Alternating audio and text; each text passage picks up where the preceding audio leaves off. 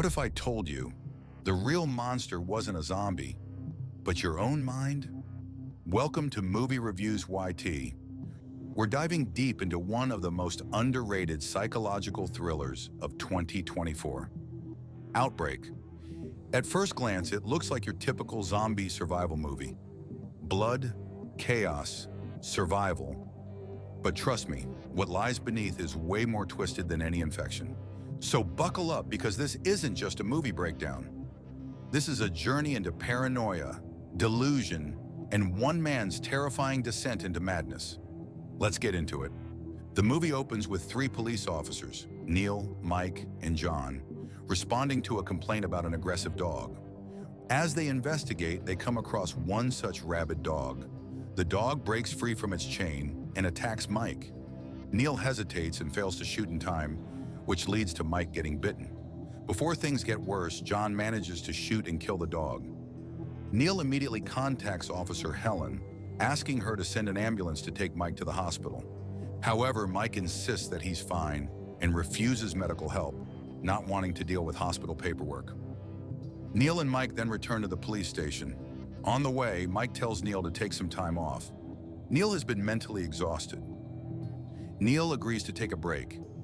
At the station, we meet Mike's daughter, Olivia, who's extremely worried seeing her father injured. John reassures her that Mike has already been vaccinated and is safe. Olivia then hands Neil Ben's watch, the same one he had gifted his son. Neil believes Ben may no longer be alive, but both Olivia and Abby still have hope that he is out there. Later, John drops Neil off at home and hands him a radio, telling him to contact him if anything happens. John leaves, and we see Abby, still deeply depressed over Ben's disappearance, continuously drinking. Neil tries to comfort her and tells her.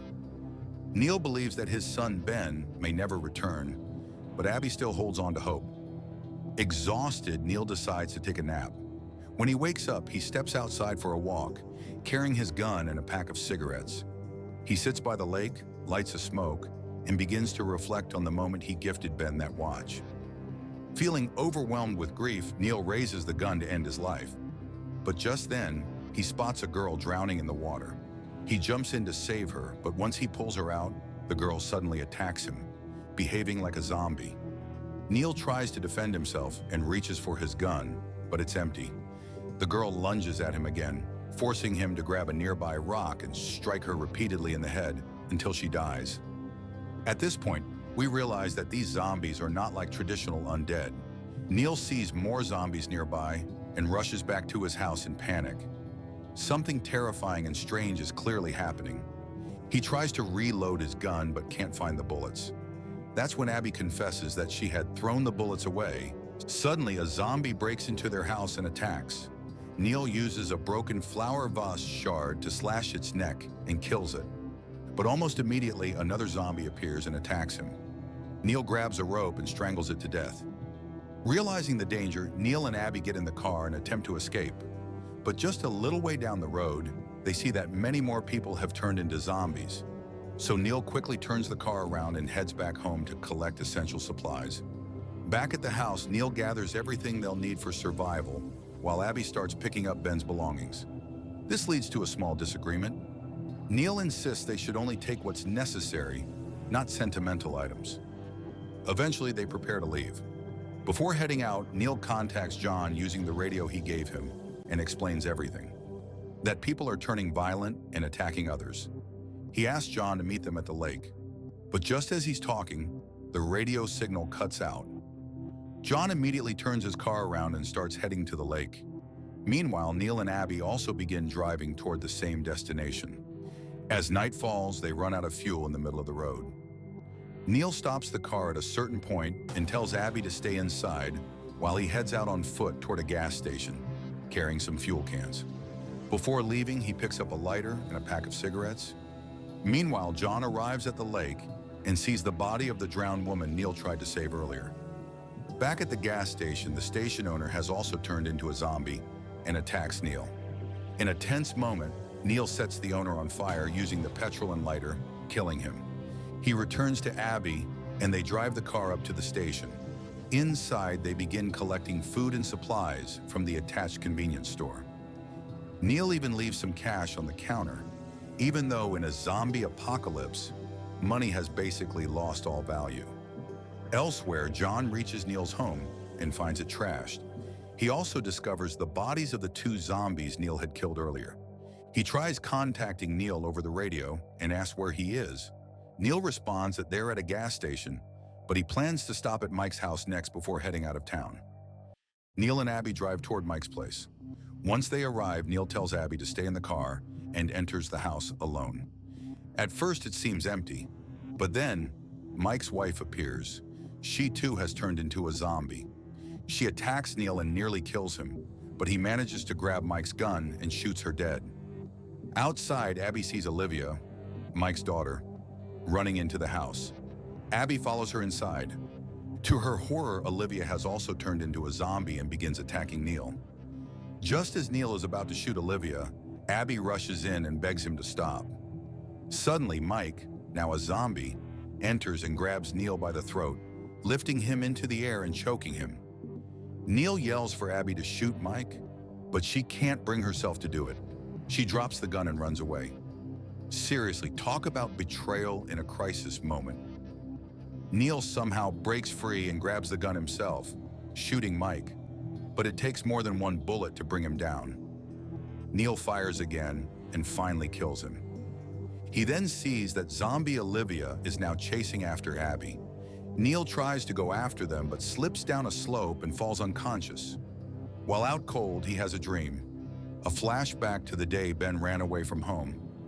He remembers trying to stop his son, but Ben suddenly vanished that day and never returned. Neil eventually regains consciousness and immediately begins searching for Abby. Just then, another zombie appears.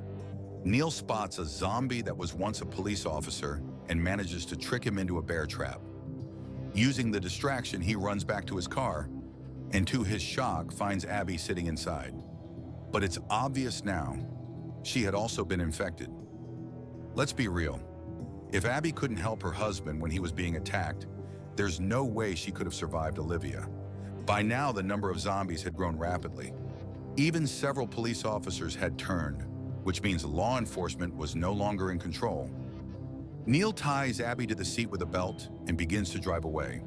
Along the way, he stops the car and contacts John via radio. He tells him that he's heading toward Wolf Creek, from where he plans to escape the town. John, clearly panicked, pleads with Neil to come to him instead. But before they can finish talking, the signal cuts out. Neil and Abby reach Wolf Creek, where there's a watchtower. Neil carefully climbs up and spots a guard who is also infected and attacks him. Neil manages to grab the guard's gun and shoots him.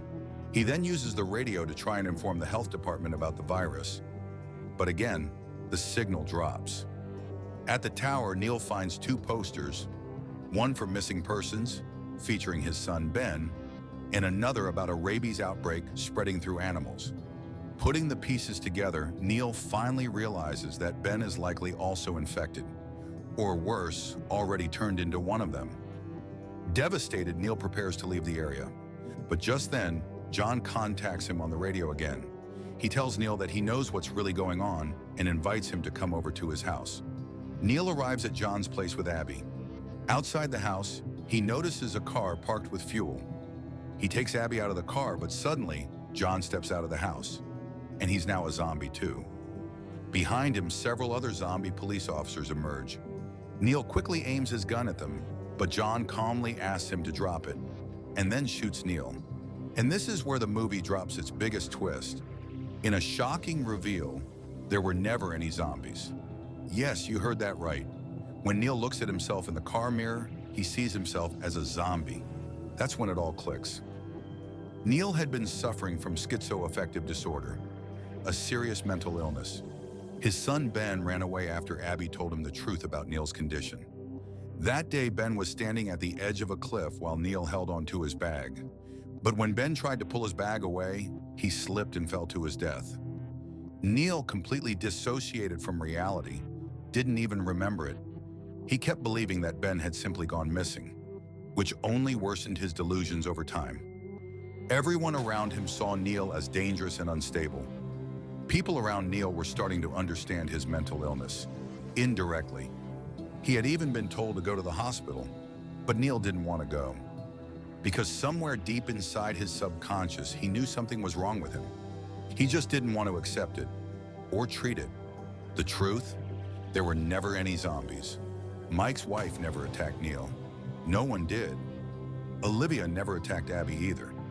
In fact, Abby was trying to help Olivia and get her away from danger. That's why Abby didn't shoot Mike when Neil told her to. Not because she was scared or weak, but because she knew Mike was innocent. She wasn't the crazy one. The only person truly losing his mind was Neil. Mike was actually begging Neil not to hurt him. He even asked him why he was doing all of this. But Neil, stuck in his delusions, didn't believe a word of it. He still thought everyone was trying to manipulate him, like zombies pretending to be human. So he refused to drop the gun. Remember how earlier in the film, the zombies were dying like normal humans? That was the biggest clue. They were never zombies at all. They were real people, from the beginning. Neil then tries to shoot Abby, thinking she's infected too. But John finally puts an end to it by shooting Neil. Let's be honest, there was no other option left. Now in the final scene, we see something interesting. An eagle, looking sick and almost zombie-like. So maybe, just maybe, the zombie virus was actually starting to spread now? Or maybe it was just one last twist to confuse us. Personally, I believe that by the end of the film, the real outbreak was about to begin. One more detail. Neil had finally accepted that Ben was never coming back.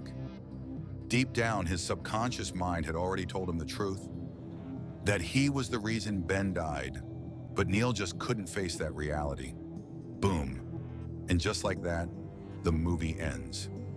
So friends, that was the story of Outbreak 2024. Now look, this film has some strong psychological themes. So that was Outbreak 2024, a film that tricks you into thinking it's about zombie, but ends up being a haunting dive into the human mind. It's not just a horror thriller, it's a psychological maze that keeps you second-guessing everything you saw. Was it real? Was it all in his head? Or was the real outbreak just beginning? Let me know in the comments what you think actually happened. And if you enjoyed this breakdown, make sure to like, subscribe, and turn on the notification bell for more deep dives into films that bend your brain. New videos drop every week, and trust me, you won't want to miss what's coming next. This is Movie Reviews YT, where movies get real. Until next time, stay safe, stay sharp, and beware of the outbreak in your mind.